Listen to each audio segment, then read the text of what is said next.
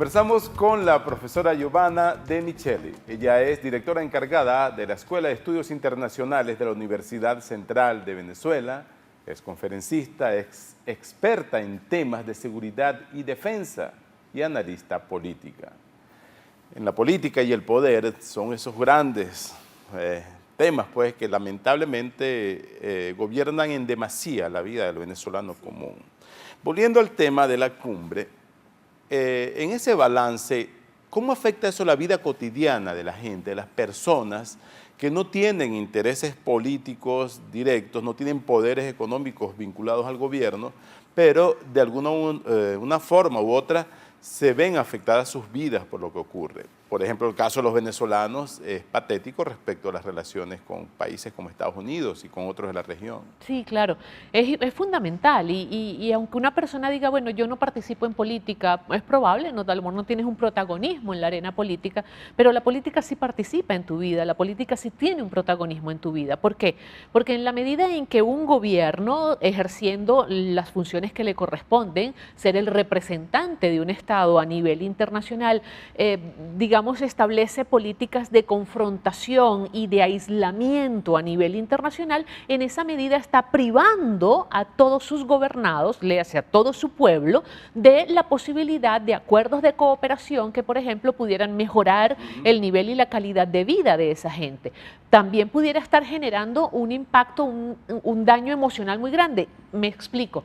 En la situación que acabamos de vivir nosotros con Estados Unidos, que todavía estamos viviendo con los Estados Unidos, esa constante difusión del mensaje de un inminente ataque militar por parte de los Estados Unidos ha generado un daño emocional tan grande en los venezolanos que alguien tiene que responder por eso, Omar. O sea, no puede ser que hay venezolanos que te digan que ellos se acuestan a dormir con la angustia de que en algún momento los va a despertar el ruido de un avión bombardeando la ciudad de Caracas. Y a unos niños inclusive, en el 23 de enero los pusieron un entrenamiento de exactamente, ese daño emocional que se le está generando a todo un colectivo, pues tiene un responsable y eso se deriva precisamente de la forma como se conduce la política y fundamentalmente en este caso de la forma como se conduce la política exterior. Entonces probablemente alguien diga, bueno, yo no tengo nada que ver con política. Mi mamá probablemente a sus 90 años diga, yo no sé nada de política exterior ni tengo nada que ver con eso, pero mi mamá a sus 90 años está absolutamente angustiada porque ella le han dicho durante 24 horas continuas a través de los medios de comunicación que hay una amenaza de un ataque militar sobre el territorio venezolano. Y así hay millones de personas. Entonces, además de eso, cuando tú no sabes administrar los recursos del Estado y te consigues en una situación como la que estamos viviendo en estos momentos en el país, estás afectando la vida de millones de venezolanos. Quienes trabajamos durante toda la semana no tenemos tiempo de ir a hacer colas en un supermercado. ¿Cómo hacemos para abastecernos de los productos básicos? El día que te toca por el número de tu cédula, de pronto te escapas un momentico de la oficina y resulta que en ese momentico o no pudiste entrar porque la cola era gigantesca o lograste entrar y en el supermercado no había nada. Entonces ya tienes que volver a esperar el fin de semana o a la semana siguiente para poder abastecerte de los productos básicos. La política te está afectando. Que es un problema de destrucción del aparato productivo de Venezuela, que es un problema de guerra económica, que es lo que sea, pero la obligación del Estado es garantizarle a los ciudadanos el acceso a los productos básicos. Ahora, particularmente mucha gente está buscando analogías históricas en ese tema, por ejemplo, la caída de los países de la antigua órbita soviética, esas colas que se producían allá, esa espera de 10 años para comprar un electrodoméstico, o el caso de Cuba, que bueno, es más cercano geográficamente. El gobierno de Maduro está copiando algunos mensajes, por ejemplo, está ligando que hay un bloqueo para que pueda darle una excusa de esas para alimentar su discurso y mantener a los venezolanos en esa zozobra, o es simplemente un intento fallido que no podría, el venezolano común no terminará comprando esa historia. Yo creo que hay una combinación de las dos. Sí hay una tendencia en muchos gobiernos, básicamente de corte populista, de tratar de responsabilizar a entes externos de lo negativo, de lo pernicioso, de lo poco productiva que puede ser su gestión en un país determinado. Eso es una tendencia. Y que hay algunos sectores de la población que terminan rechazando eso porque la cotidianidad te golpea cada rato, la cotidianidad te cachetea y te demuestra que definitivamente hay algo más que no te están diciendo, pero que a ti te está afectando. Pero también hay un sector de la población que compra el discurso. Hay un sector de la población que lo cree.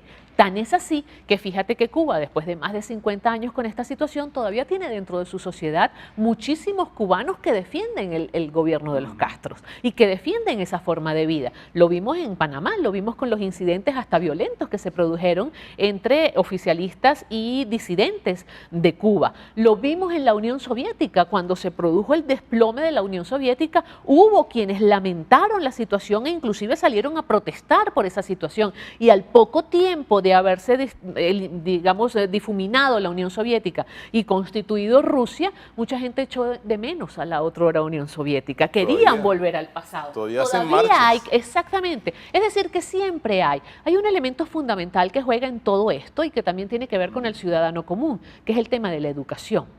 Educación no es enseñarle a una persona a leer y escribir. Eso es un derecho básico de cualquier ser humano. Todo ser humano, así como tiene derecho a tener un documento de identidad, igualmente tiene derecho a aprender a leer y escribir. Y es un deber del Estado proporcionarle las herramientas para que eso se haga, ¿ok?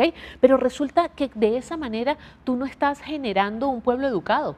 Hay mucha gente que sabe leer, pero no entiende absolutamente nada de lo que está leyendo. Pero también es verdad que hay un alto grado de politización, de pensamiento crítico político en la gente común. Esto yo estaba hablando con un campesino en una parcelita muy pequeña de esas de las que le repartió el gobierno, un señor con su camisa verde y todo, diciendo que él es chavista, pero que él no apoya a Maduro porque dice que ese señor se la pasa peleando con los demás países en vez de resolver los problemas, y que él es chavista y apoya al gobierno, pero que él no es ciego. Sí. Entonces me llamó mucho la atención, la base estructural de esos movimientos políticos. No? Sí, yo me he encontrado con muchísima gente así, uno lo ve a diario en las calles de Caracas, te encuentras constantemente con personas, digamos, con ese tipo de discursos. Sí hay una mayor conciencia porque hay una afectación cada vez más grande sobre la cotidianidad de las personas. Todo el mundo en este país ha visto alterada su forma de vida, todo el mundo, los que más tienen y los que menos tienen. Y ni se diga de la clase media. La clase media es quizás la que más ha sufrido realmente un cambio muy drástico. Tanto ha cambiado la cotidianidad y la forma de vida del venezolano que yo me atrevería a decir que hasta ha cambiado nuestra cesta de valores, nuestra tabla de valores. Los venezolanos ahora tenemos valores que antes no eran como característicos de nosotros. Se ha desarrollado en los venezolanos una agresividad tan grande porque cada quien tiene que pensar en su propia supervivencia. Nos han convertido en unas sociedades sobrevivientes. Aquí cada quien tiene que sobrevivir para salvar, resguardar su integridad física, resguardar su vida, pero además sobrevivir para mantener un empleo, para que no te voten, sobrevivir para conseguir un producto básico, sobrevivir para garantizar que te atiendan en un hospital, sobrevivir para conseguir una medicina, sobrevivir para una cantidad de cosas. Y mientras tú tienes una sociedad de sobrevivientes, de supervivientes, tú no tienes posibilidad de que esa sociedad se armonice. Entonces sí, hay más conciencia acerca de la situación que cada quien está viviendo, pero hay cada vez menos posibilidad de que esa gente se articule, se organice, porque mi supervivencia va a estar por encima de la supervivencia de la persona que tengo al lado.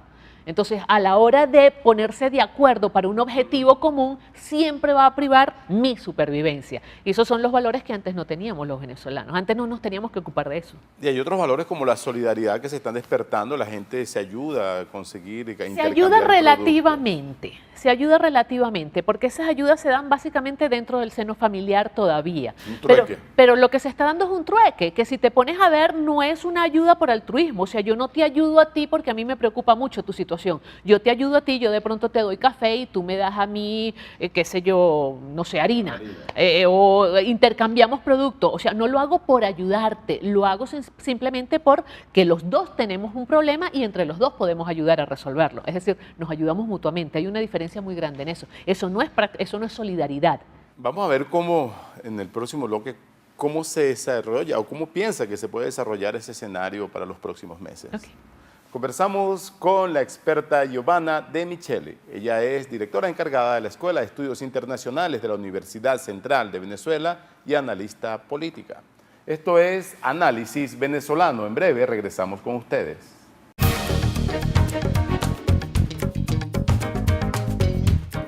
Quality Engines Auto Sale. Si no tienes Social Security ni crédito, nosotros lo resolvemos. Ven con la licencia americana o de tu país y de aquí te vas manejando. Te aprobamos el financiamiento del vehículo que tanto te hace falta. En Quality Engines tenemos muchos modelos para escoger.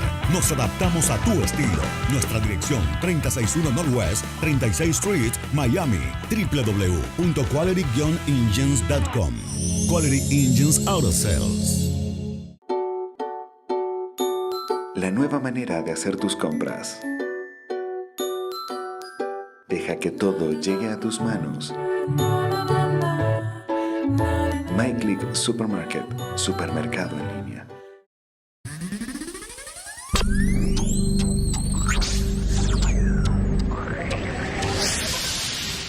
Muy pronto, Tronic Solutions, vanguardia tecnológica al mayor y al detalle.